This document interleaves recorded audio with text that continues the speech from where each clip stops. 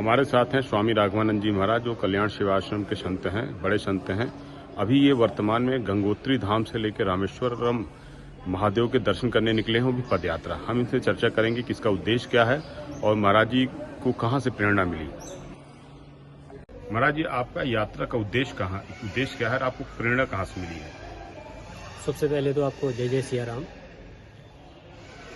देखिए, हमारी जो यात्रा है इस समय गंगोत्री धाम देवभूमि उत्तराखंड में, उत्तराखंड के जहाँ पर गंगोत्री धाम उत्तराखंड के 4 धामों में एक धाम है जहाँ पर माँ गंगा प्रकट हुई है, उनका उद्गम स्थान है।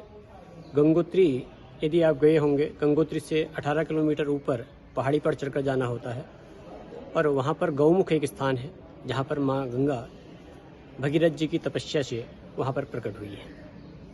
वहाँ से हमारी यह यात्रा चल रही है और पैदल यात्रा हम रामेश्वरम, सेतुबंध रामेश्वरम तक जाएंगे और नित्य निरंतर आगे की ओर यह यात्रा बढ़ती ही चली जा रही है।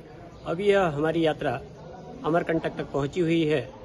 अभी यहाँ पर नवरात्र का विशेष उत्सव रहता है श्री कल्याण सेवा आश्रम में, परम पूज्य सद्गुरुदेव भगवान के परम सानिध्य में। तो अभी यह नवरात्र का यह उत्सव पूर्ण होने के बाद तत्पश्चात हमारी यह यात्रा आगे की ओर प्रारंभ होगी। महाराज, ये यात्रा निकालने का उद्देश्य और प्रेरणा कहाँ से प्राप्त हुई आपको? देखिए, यात्रा निकालने का जो उद्देश्य है, यह हमारे सद्गुरुदेव भगवान की कृपा से ही हमें एक प्रेरणा मिली है, क्योंकि आज से लगभग 30-35 वर्ष पूर्व सद्गुरुदेव भी हमारे यह यात्रा पूर्ण कर चुके हैं। तो उनकी ही कृपा और करुणा और उनके ही आशीर्वाद से हम यह यात्रा कर रहे हैं। जी, आपकी यात्रा में विभिन्न में बहुत सारी कष्ट मिली होंगी, परेशानियां मिली होंगी, तो उस अनुभव को थोड़ा साझा करेंगे? बिल्कुल।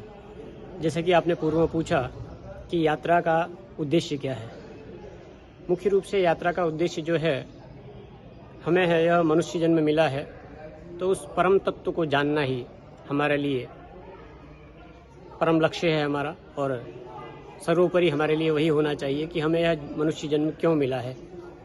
आए थे हरि भजन को और ओटन लगे कपास, ऐसा हमारे जीवन में नहीं होना चाहिए कि आए तो हम हरि भजन करने के लिए हैं और जीवन में कुछ और कर रहे हैं।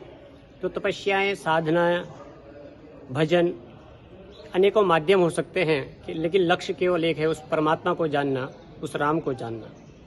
अनुभव कैसा है अभी तक यात्रा का आपको? अनुभव, लंबी जो यात्राएं होती हैं उसमें तमाम तरह के अनुभव होते हैं। कहीं सुगमता भी प्रदान होती है और कहीं थोड़ा कष्ट भी प्रदान होते हैं। वह सब परमात्मा की कृपा से चलता रहता है। कहीं सरलता से आपको आश्रय मिल जाता है और छोटी मोटी जो भी जीवनयापन के लिए जो सुविधाएं होती हैं वो वहाँ पर उपलब्ध हो जाती हैं, और कहीं आश्रय नहीं भी मिलता है और भोजन प्रसादी की व्यवस्था नहीं भी हो पाती है, तो राम जी की कृपा से जीवन चलता रहता है। जी, नर्मदे।